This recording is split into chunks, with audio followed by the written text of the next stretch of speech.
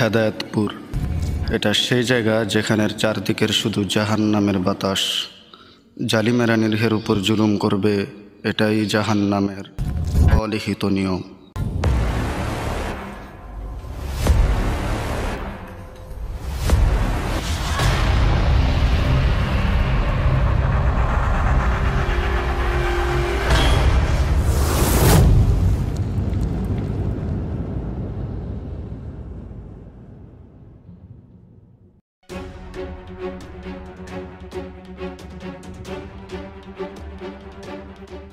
ওই ঠিক মতো কাজ কর। জি উস্তাদ।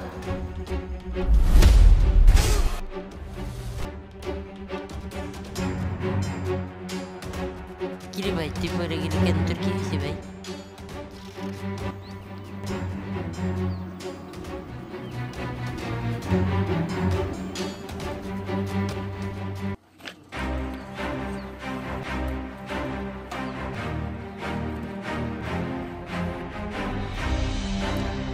ওই ওরা কাজ করে না কেন?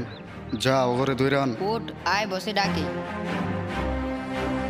কিরে কাজ করস না কেন? বসে রইছে কেন? তোর বাপের লাইটের বাটা কাজ করস না, বসে রইছস। যা কাজ কর। ভাই বাটার মাহাজন কই? আমার কিছু ইট লাগতো। মহাজন আমি এখন ইট বেতন যাব না, যান পরে আইসেন। ভাই ইটগুলো এখন দিলে আমার ভালো হইতো, আমার জলি লাগবো তো, আমার বিল্ডিং এর কাজ চলতেছে, যদি দিতেন ইটগুলো আমার ভালো হইতো। আরে বেটা তোরে কইছি না এখন ইট বেচতে পারবো না, যা।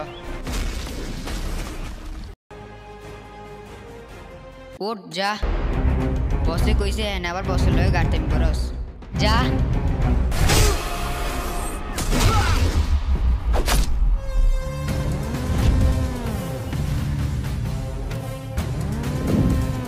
বাপের হোটেলে খায়া বাপের নামেই চালান চালাস।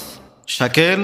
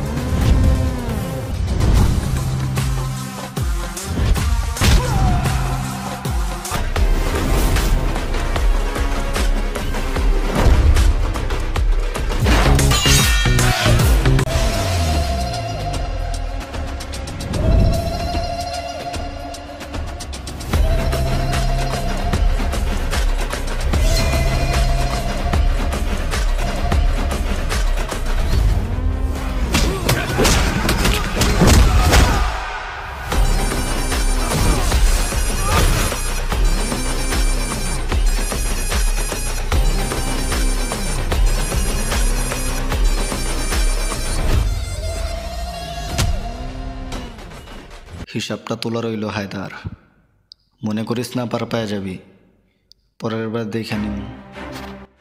আরে যা বাঘ, পরে দেখা যাবে কি করতে পারিস।